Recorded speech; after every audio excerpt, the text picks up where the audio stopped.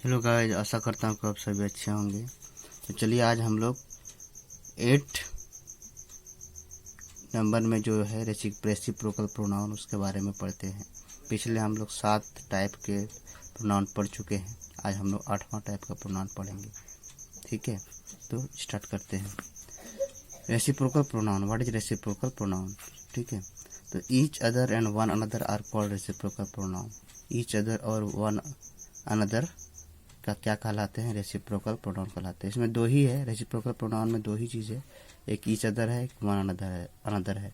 और इसका मतलब भी सेम होता है। Each other equal to one another equal to एक दूसरे को, इसका मतलब होता है एक दूसरे को। ठीक है, फॉर एग्जाम्पल जैसे दे लव्ड ईच अदर, वे एक दूसरे को प्यार करते हैं, या दे लव्ड वन अनदर, वे एक दूसरे को प्यार करते हैं। इसका मतलब एक ही है, यूज भी एक ही है।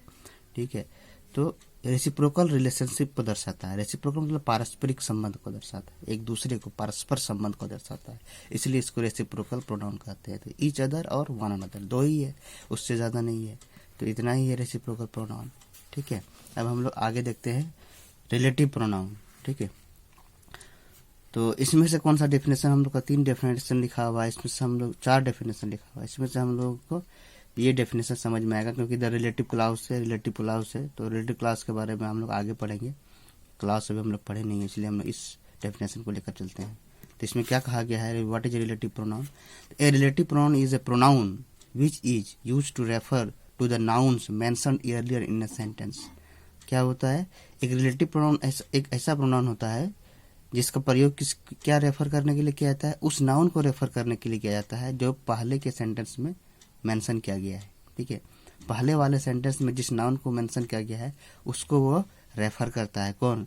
Relative pronoun. ठीक है, relative pronoun is a pronoun which is use to refer, किसको रेफर करने में प्रयोग किया जाता है? टू द नाउन, उस नाउन को मेंशन अर्लियर, पहले मेंशन किया गया है, इन ए सेंटेंस, एक सेंटेंस में पहले मेंशन किया गया है। ठीक है, एक सेंटेंस में पहले मेंशन किया गया है, उस नाउन को रेफर करने के लिए रिलेटिव नाउन का प्रयोग करते हैं। इसको समझ में आएगा एग्जांपल से। ठीक है, जैसे एग्जांपल होगी यहाँ, this is the house which Jack build. यह वही घर है, यह वही हाउस है जिसको किसने बनाया? जैक ने बनाया है। तो भाई जिसको जैक ने बनाया, किसको बनाया? घर को बनाया। तो ये जिसको विच जो है किसको कर रहा है? हाउस को कर रहा है। और हाउस क्या है? नाउन है। कौन?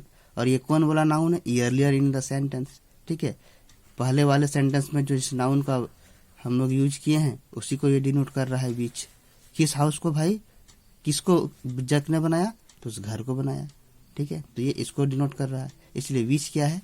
रिलेटिव प्रोनाउन है। ठीक है, ये दो सेंटेंस को, अलग अलग sentence, this is the house Jack built, ये दो अलग अलग सेंटेंस को ये रिलेट कर रहा है, ये जोड़ रहा है, इसलिए ये रिलेटिव हुआ और एक प्रोनाउन की तरह काम कर रहा है। इस नाउन के बदले में ये यूज हो रहा है, इसलिए एक प्रोनाउन हुआ। तो ये दोनों मिलाकर के रिलेटिव प्रोनाउन कहलाए।